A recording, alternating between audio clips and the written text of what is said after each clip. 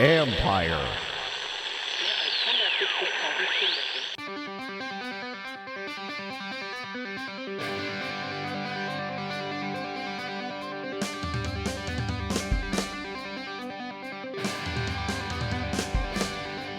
Welcome to the latest edition of All's Caps after the Capitals blew a late lead, lost to the Florida Panthers 3-2 in Game 4 of the first round series with former Capitals defenseman Karl Osner. I'm AP hockey writer Steve Wino. Of course, we'll talk about blowing the lead, Capitals losing Game 4, but the series is tied now. Karl, first of all, going into Game 5 Wednesday night in Sunrise, first of all, kind of what do you think happened in that game? Like what led the Capitals to kind of blow that lead and then lose it in overtime?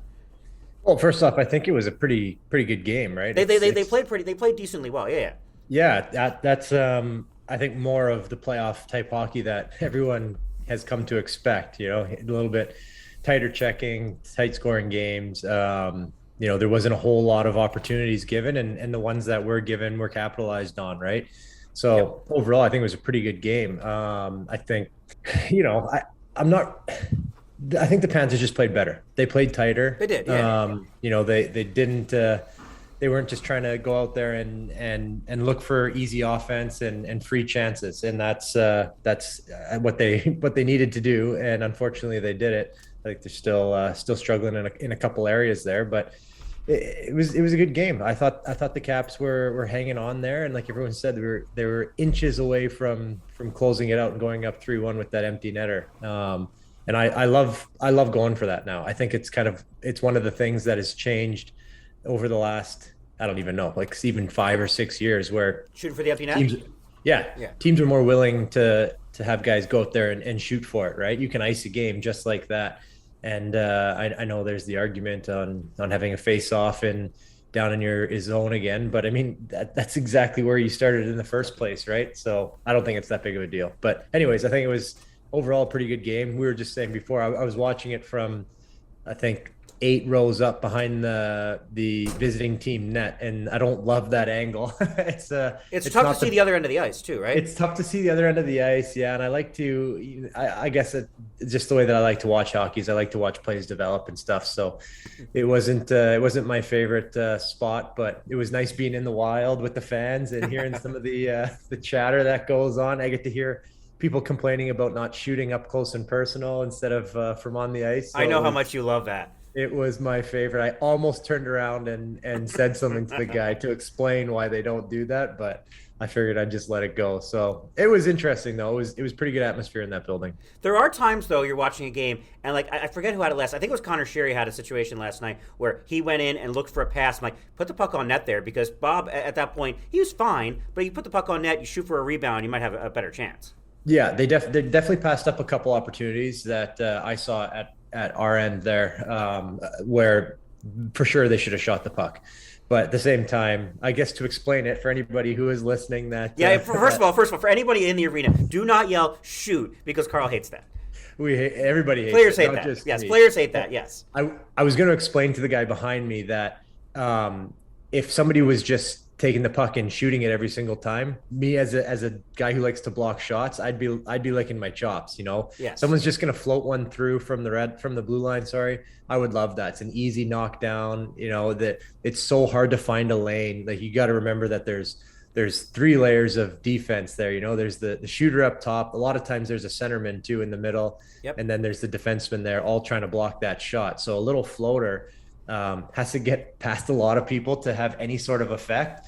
And if you float one through just to get it past that first guy, then what I'm looking for is to knock that puck down, and my winger who was trying to block puck is gone, right? So these are things that people don't always see, and I understand, you know, the more shots you take, the more opportunities you have at goals.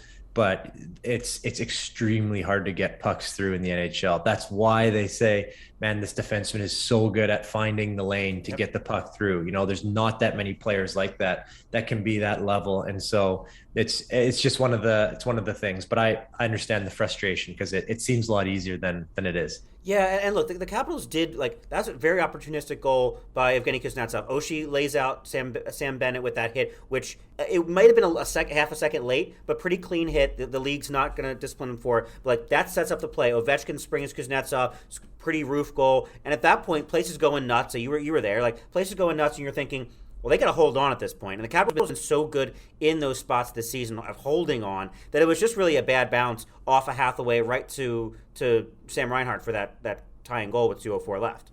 Yeah, exactly. It's funny too, because if you watch the way they're playing that 6-on-5, they're setting up shots. Guys are taking the one-timers, big heavy shots, and then the one that ends up finding its way through was the most harmless shot of them all, right? It's just it's it goes back to saying every shot's a good shot, and it's hard to get them through. But I don't even think he was who was it, Ekblad that shot it? I don't even think he was shooting at the net. I think it was going quite wide, and it just finds its way to bounce back towards it. And it's so I guess maybe it sounds a little hypocritical that you find a way to get it through, but that doesn't happen very often. That's a lucky bounce, and you're outmanned because obviously the goalie's pulled, but it's just the way it is. But I was going to say too, just kind of breaking off on something else that I find interesting is coaches are pulling the goalie so much earlier. They are, too. yes. I'm curious what your thoughts are on that. Is there some sort of analytics I don't know about why there is? Okay, hit us with it if you know. So there is. Remember Patrick Waugh when he was in the league a few years ago? He did it with 6 minutes left. Yeah, that was extreme. So the coaches have a new on the app, the iPad on the bench you guys have been able to see. The coaches now have a thing on there that gives you the average time that a team pulls the goalie. So if you're leading, it automatically pops up on the app, Florida to pull goalie with 3:04 left or whatever their average is. So everybody kind of knows that already. So I think the whoever's trailing tends to try to beat that number. And Brunette actually said last night he almost pulled Bobrovsky's shift earlier. And remember, if he does that, then Marcus goes in on a breakaway, game over, and because then Bobrovsky had to make that pad save on Marcus on the breakaway. He was considering doing it earlier because he's just our team is so good 6-on-5 at doing this that I think there is something to be said. And John Cooper did it the other day, down a goal, down 2 goals, even down 3 goals. So it makes it look like more of a blowout than it actually is. But there is something to be said of more 6-on-5 time leads to fewer. There wind up being more empty net goals eventually. But there is something in the numbers that say you are way more likely to score 6-on-5 in the last 3 to 4 minutes of a game than 5-on-5. Yeah, I guess that makes sense. I guess the way that I look at it though is when you're the team that's down, you have a push, right? You have a mental push. And Florida had that at the start of the third period last night. Yeah, exactly. So I would ride that as long as I can while we're still pushing, and then wait till the very end, see if we can score 5-on-5 instead of giving up an opportunity at a way easier goal against. All they got to do is get possession for 3 seconds, and it's a pretty easy goal. Empty net goals are relatively easy, right? But shooting it from 180 feet away is not easy. It's not easy when you're under pressure. Yeah, right. I guess. That's what I mean. If you're a good puck possession team and that with 6 guys on the ice, you have and 6-on-5 guys teams practice this all the time. You know this. Teams practice 6-on-5 drills so often, almost every practice, all the time. If you know you can hold the puck in the zone on 6-on-5, then you have a better chance of scoring 6-on-5 there, like a power play, than you do giving up an empty net goal. Yeah, that's true. I don't know. It's just one thing that I thought was strange. We were talking all about around the playoffs. As the game was going on too. I was there with my father-in-law, and you could see that Bob was about to come out, and he's like, "Oh, here we go again," because we watched it the other night with Toronto and Tampa, right? And the goalie comes out, and it's the score gets blown up after that, and so I can see why it seem weird. And it's just one of those things that's developed, right? More stats that we have, the more it's developed. But yeah, anyways, it was down to the wire, and it was still good atmosphere. I hate to, I don't like to pick a fight with in-game ops ever, because they do a really good job. But I feel like we needed something in the crowd, in the stands, on the jumbotron in between the third period and overtime, and that could get the building a little bit more rocking, because you could feel the nerves in that. Feel the nerves, yes. Everybody. The fans live and die with this team, right? You can tell how the players are feeling a lot of times with the crowd and vice versa.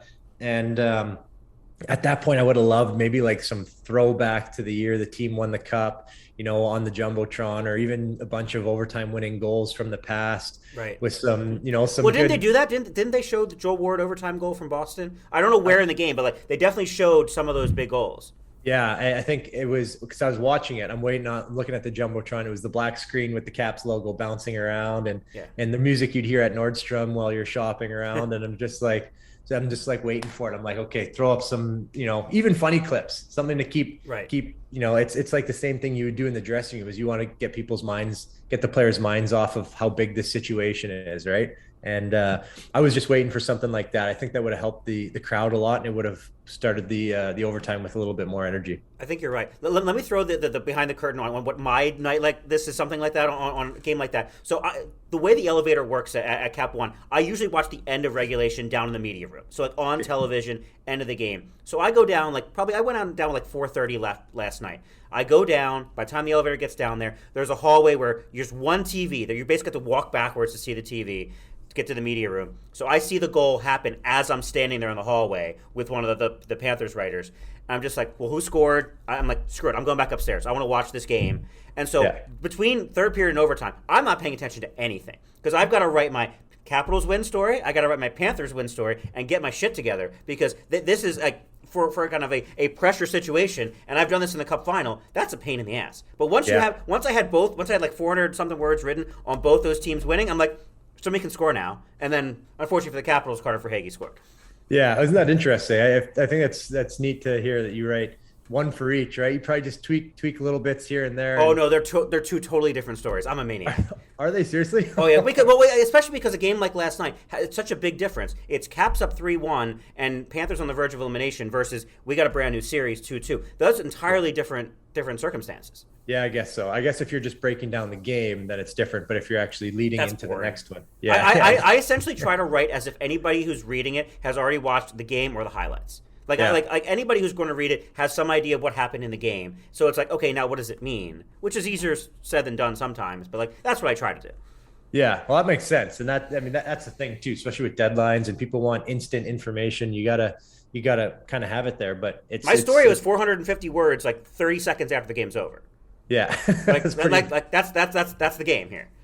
Everyone's like, "How's he cheating? How's he do that? You dictating those, or are you typing those? It's. You do you dictate them, or do Oh you no, type it I all? type everything out.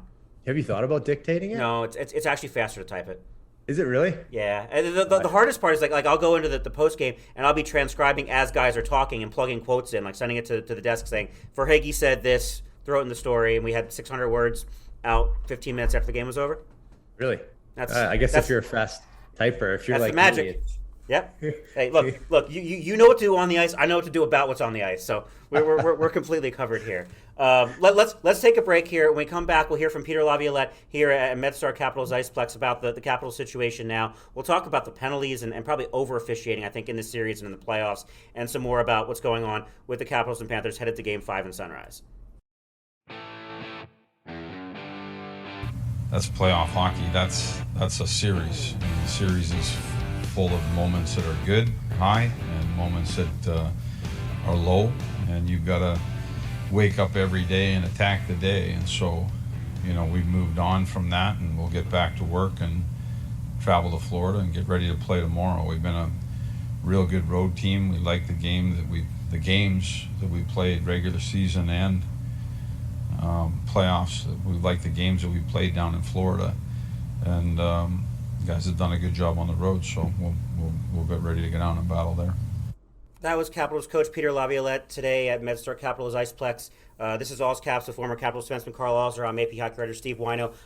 Just that's got to be the perspective, right, Karl? Like just put to bed Game 4, and this team has played very well on the road. Yeah, that's it. There's momentum in games, but there shouldn't be any momentum from game to game, right? Everything needs to be put to bed, and you move on. But it's like what we said: you win a game, you're up 2-1, and you've got the series in 5, no problem. And then you lose one, it's like, oh no, now we're gonna lose. It's exactly the way it works, and it's how good the team is at being able to put that to bed and moving on. So I just like you said though, they've been solid on the road. There's no need to change anything from what they've been doing. It's you're still battling a really good hockey team when they want to be. So stick with it. So it's just, it just sucks to lose in overtime, right? Being right there, it's just brutal, but it happens. And I think it's what a true hockey fan wants to see, is a good series with close games, and everybody's kind of on the edge of their seat with a little bit of adrenaline going. So I think most people are happy about that. You could argue this is the most entertaining series there is, in terms of the games have been mostly close. I mean, the Capitals had the one blowout win, the one blowout loss, but you've had the close game in game 1 with the empty netter. You had the close game in game 4. It's been entertaining. It for sure has been entertaining. I think there's been some action too after the whistles, some pretty good hits. It's overall a pretty good series. I mean, there's a couple other ones that I think the Calgary Dallas one's been. That's been big boy hockey. Yeah, that's playoff hockey right there. That's Sutter brand hockey. He's fired up about it. The city's fired up. So that's another series I think that's pretty interesting. But yeah, this is I guess even the New York series has been really good. There's always good. It's hot. It's playoff hockey. It's first round. It's fun. Yeah, it's the best round. It's the most entertaining round. Everybody's really happy. There's lots of fans because there's lots of skin in the game. So it's good stuff. But yeah, the series itself is. I still think the Caps are in a great spot to win this right now. So I'm still on team Capitals. But at least it's going to be a little bit longer than what we thought after Game 3. I want to look up what the odds are for the Capitals of winning the series, like what you can get the bet on right now. I'm going to look that up right now. But I want to tell. Okay, so let's say you're in that Capitals locker room last night. You're leading the game. You give up a goal with 2:04 left. What's the mood in the locker room in a situation like that, where you give up a late goal? I guess I don't want to bring up bad memories, but that game in New York you guys had where Beeks broke his foot. Joel Ward takes the double minor, and then you take the tying goal like really late, and then but then it was still you guys were on the penalty kill again. It wasn't quite that stark, but what is it like to be in a locker room when you give up a lead that late and you're that close to being up 3-1 in a series? It's frustrating. It's very frustrating. As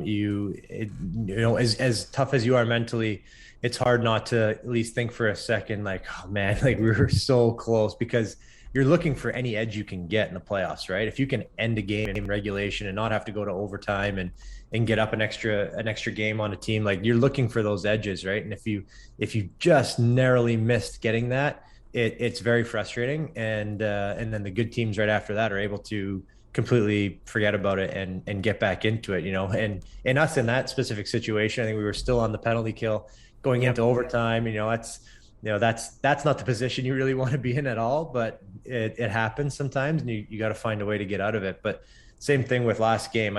It's a team with enough experience, negatively and positively, to be able to get out of that situation. And just unfortunately it didn't work out. But that was one of the comments that I was so curious to see about.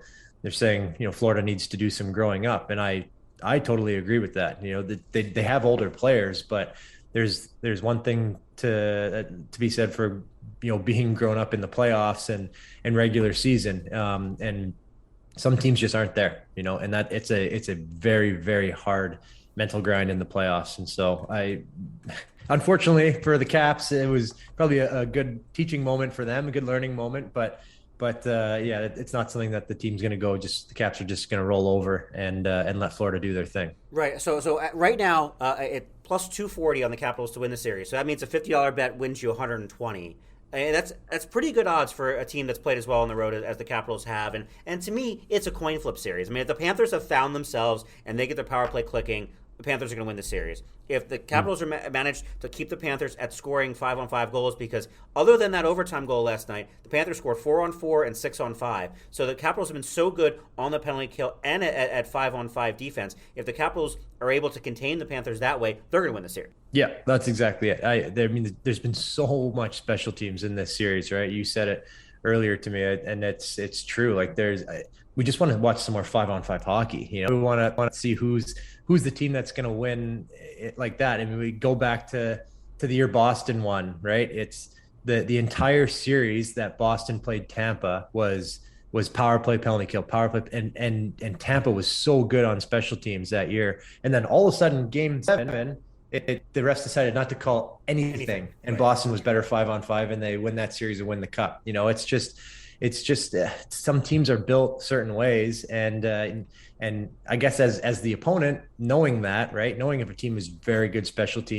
uh, team, then stay away from penalties, and then vice versa. So it's just, things can change so quick. But I mean, that those are pretty good odds for the Caps. I think that's worth a $50 bet, and hopefully everybody knows by now. Don't listen to me for betting advice. People were asking. Well, this is not a betting podcast. We're not giving betting advice. I'm just telling you what the odds are.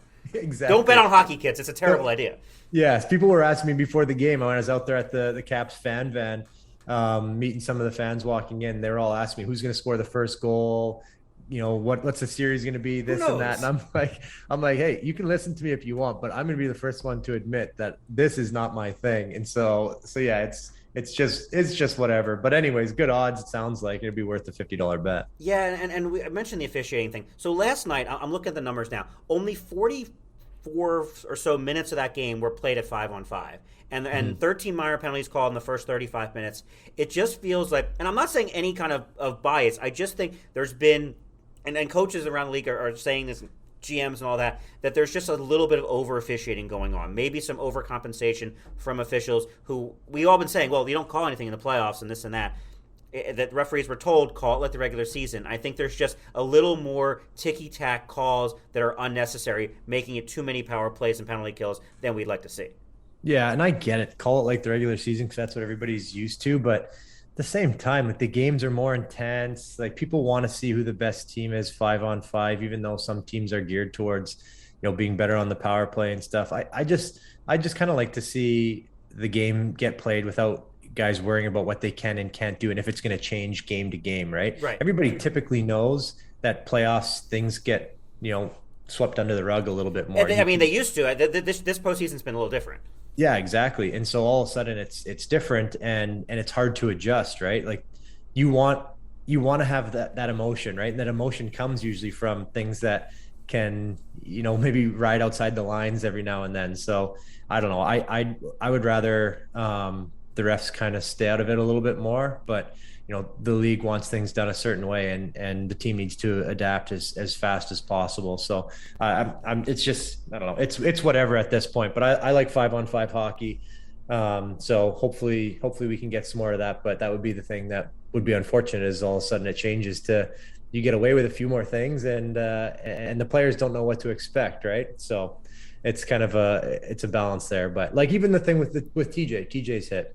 I thought it was a half a second late, but I don't think it was dirty. Yeah, people are kind of for the well. I think they're more on the side of they think that it was dirty, but I don't think it was dirty either. Right? It's the maybe one frame of 30 frames. Yeah. It looks like it might be dirty, but we can't be slowing things down like that. Things happened fast. I think you can see on the extension of his arm, like it wasn't. He didn't put his arm up. Right. Exactly. Like it was a good hit from a player that maybe was unsuspecting, but wasn't not worthy of getting hit. Like it's still a fine position to be hit. So I don't think that there was an issue, but it looks at the time, the reaction of the player and all that it could be, but I think it was fine. I think it was a great playoff hit. Big hit, and you could even see Bennett's stick, his own stick, gets him and knocks the helmet off. That's the reason why that happened. So it was kind of a lot of circumstances that led to it. It was a big hit. Like at the moment, You're like, it was one of those whoa as you're watching it hits, and then all of a sudden Kuznetsov goes down and scores. Yeah, exactly. It's the reaction that happens. A lot of times where the penalty is called, right? Even the one was it the game before that was called on Weaver? It was a trip after he lost the puck on the power play when. Like he was trying to obstruct on basically what would have been a shorthanded break. Yeah, exactly. And then if you look at it, it was actually his stick got stepped on, right?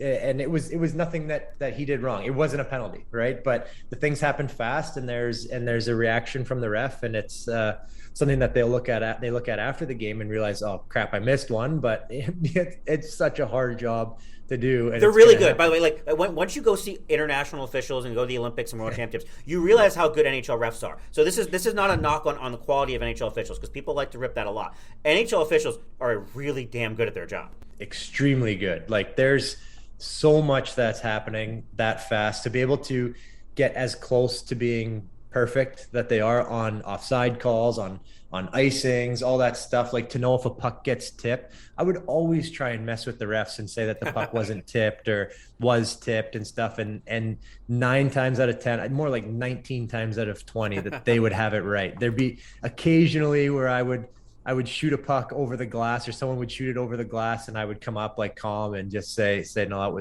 that was tipped. And the linesman would go, was it actually? I'm like, yeah, it was actually. And they'd call, no penalty. And then they look at it after, in between periods, and the guy would come up to me like, man, why did you do that? Like, how am I supposed to trust you again? Because you said it was. I'm like, sorry, we really could not have a penalty there. And they're good at it, and you try and get on their good side so that they'll give you a break here and there. But they're so good at not having any bias that it's tough to get around. That Ben Sherratt puck over the glass last night in Game 4, like we saw that. I thought it was rim around the boards, and we didn't even see that it just went right over the glass. Yeah, I honestly, I don't know how they can change what they're paying attention to so fast, right? Like you're looking for penalties, you're looking for offsides. All of a sudden, a puck goes out. Who touched it last? All these things, and they're just spot on. I hats off, because people give them a lot of shit, and they don't deserve as much shit as they get. Right. So as much as we criticize kind of things, we realize refs are very, very good at their jobs. When we come back on All's Caps, we'll hear from Justin Schultz also today at MedStar Capitals Iceplex, looking ahead to Game 5, and talk about what the Capitals need to do now in a best-of-3 to win this series. Obviously, I think everyone understands that wasn't our best effort last night. We can play faster and get back to the way we played the first 3 games. Even Game 2, I thought we played pretty well. As stretches that we didn't, that they capitalized on. But I thought we've had a good series so far, and we knew it was going to be a long, hard-fought series. So we're looking forward to the next game. That was Capitals defenseman Justin Schultz at MedStar Capitals Iceplex. Capitals didn't really skate today. Off day, most of the scratches skated. This is All's Caps, the former Capitals defenseman Karl Osner. I'm AP hockey writer Steve Wino. Karl, I mean, that's right? Like, everyone expected this to be a long series. Everybody who didn't pick the Panthers in 5 in this series expected it to be a long series, right? Like, the Capitals have to feel pretty confident about what they've done in this series. Yeah, without a doubt, they do. I mean, I think as Caps fans, we knew that they had it in them, but we didn't know exactly how, if that was going to be possible, right, until the first game of the series. And then we saw it, for ourselves, and realized that, yeah, okay, this is going to go more of a direction that we think it's going to go in. And it's interesting to hear him say that they don't think that they played all that good, because I think for the most part it looked like they played okay, but that's just how high their expectations are, right? And what they know that they can do. So it's kind of nice to hear that from them, knowing there's another gear there, and how much of the credit goes to Florida, and how much of it goes to them, just the Caps just not playing the way that they wanted to play. So it's just neat to hear the players' perspective, especially after the coach comes in too. It's always nice when the coach comes in, and because they can give you a bit different of a view from behind the bench than you can being on the ice, right? You get caught up in certain things on the ice, so the coaches going in to talk to them is kind of nice. I'm not sure what Lavi does after. He doesn't go in. Yeah, he doesn't go in. So then there you go. Just based off of what Schultz saw and how he felt. So it's neat to hear. But I think that they're still in a great position. Like, going on, it's funny. They're like the opposite of most teams. They're going on the road and they're happy, right? They're good, right? Good road team here, and normally you want to be in your own building. So I think everything's looking pretty good. The other thing, Karl, I think the pressure's on the Panthers, right? Like everyone's picked Florida to win the series. They're the President's Trophy winners, even with home ice. Now you're going to have that building feeling nervous if something like that happens on Game 5.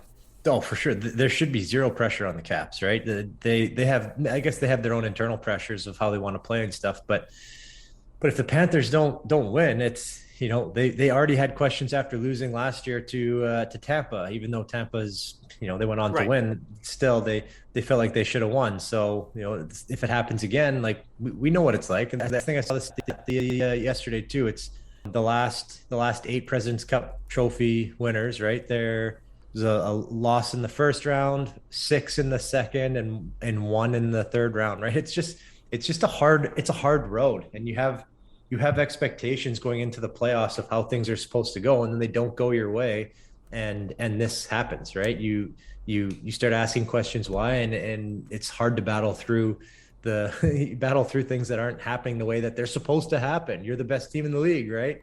And so, Florida's in that position right now, so they, without a doubt, feel that pressure. And Ben Raby had a great stat the other day about the Panthers and basically the winning streak they had late in the season. They weren't playing a whole lot of playoff teams.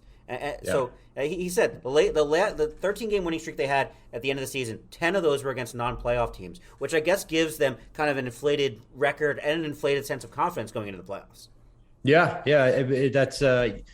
that's like the good thing and the bad thing with the end of the year and having an easy schedule, right? Is you can pad your stats and get some points to mess with your positioning and maybe get home ice advantage, but at the same time, then you don't get that test that you're hoping for leading into it, right? Like you like to play the team that you're going to be playing in the playoffs. The kind of team, sure, right? Yeah.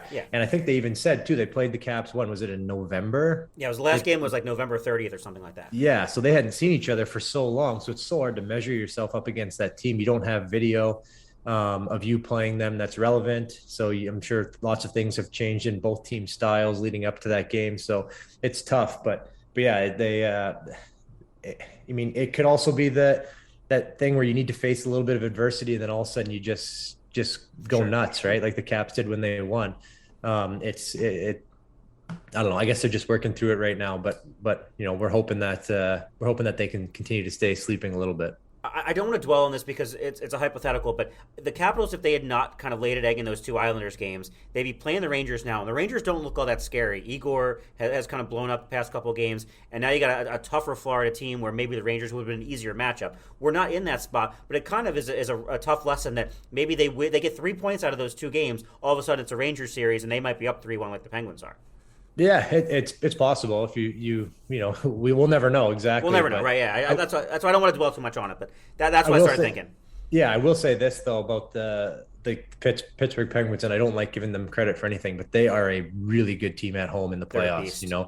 They're so hard to play against. They're that team that you never feel like they're out of a game or a series, right? They seem to be so good at just turning the page and coming back with another effort. So I'm not really all that surprised that series is that way. I would love to see the Rangers keep going because that building is really fun. And it's fun. I think that would be it'd be a good team. It's good. It's a good team for the league to have them play as long as possible. They're good for HRR, and as a player, you're always thinking about HRR. And since I'm still being paid by Montreal, I'm still thinking about HRR. So it would be nice if they could find a way to get into that series and keep going. But that's one of the only times I'll pat Pittsburgh on the back. Of course. One last thing before we go here. The Capitals win this series if what? I think the Capitals win this series if Florida continues to not be good on the power play. Sure. And the Caps continue to be good on the penalty kill.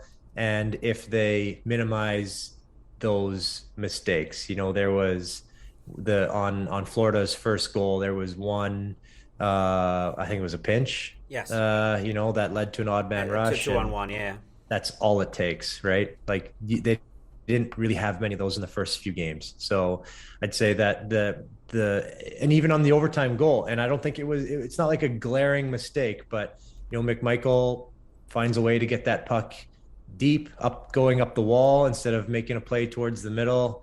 It completely changes the play.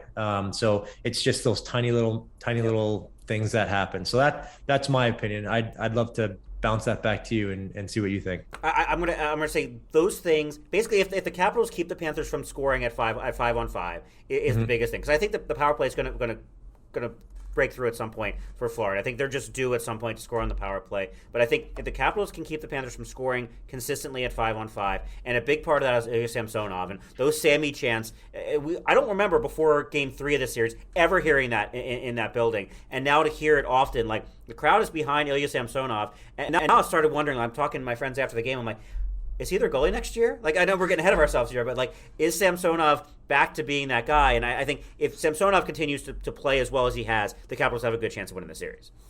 Yeah, I think you're right. That's it. It's what have you done for me lately? That's usually what ends up keeping guys around. And so that was actually the conversation we had earlier in the day, just with, a player all of a sudden does really good in the playoffs. and now they become too expensive to bring back the next year, right? And it's just what people remember last. So I think you're right. Sammy can be a big factor in this series if he continues to play as good as he is and playing with passion, which I think is what he's playing with right now, wanting to prove people wrong and prove people right, the ones that have been on his side. So yeah, I think you're right. But man, am I happy for some more hockey games to watch. Yeah, were you on the pregame show last night? I was for one segment, about 15 minutes of it, and I double earplugged so I could actually hear what was going on. So that was kind of nice. I didn't hear a single thing the last time. So we did one of those. We highlighted JoJo in that segment that I was into, which I think is very deserving. He's been really solid. Really good, so, yeah. Yeah, he's been. I think we talked about it too, right? Like where was he gonna slot in? We had him possibly being out. Like depending on what was going on, and then all of a sudden you don't trade for him to sit him out, but I wonder where he was going to fit top 9 basically. Exactly, yeah. And now look what he's done. Like he's been, having Tom out of the lineup. I mean, we don't know exactly how the series changes with him in, but having him out of the lineup hasn't really hurt the team at all, right? Like Mantha's stepped up, he's played really well. Ovi's been really more physical than normal. JoJo's been unbelievable. Sherry's been great. Like lots of other players have been able to fill that void. So we don't know, if Tom comes in, do the games get more heated? Is there more contact, even more stuff after the whistles? We don't know. Does that, detract from the game? That would be like the only negative, having him in the lineup maybe, but he's smart enough in the playoffs to know not to get too crazy. So I think that would be the only thing, but having him back, we no clue how this series changes, right? Yeah, I wouldn't get too optimistic about seeing Tom Wilson in the series. No, I don't think he's even gone on the ice, right? So I think they're hoping that they can get through this, let him rest up, and then maybe come back. So it's unfortunate. I understand the playoff injuries all too well now, so it's a tough spot to be in as a player, but it's hard as the team too. Yeah, I think the Capitals are going to have to win this series without Tom Wilson, but everybody enjoy Game 5. We have at least 2 games left in the series, Game 6 at home on Friday. Karl, thanks for this, and thanks everybody for listening to All's Caps.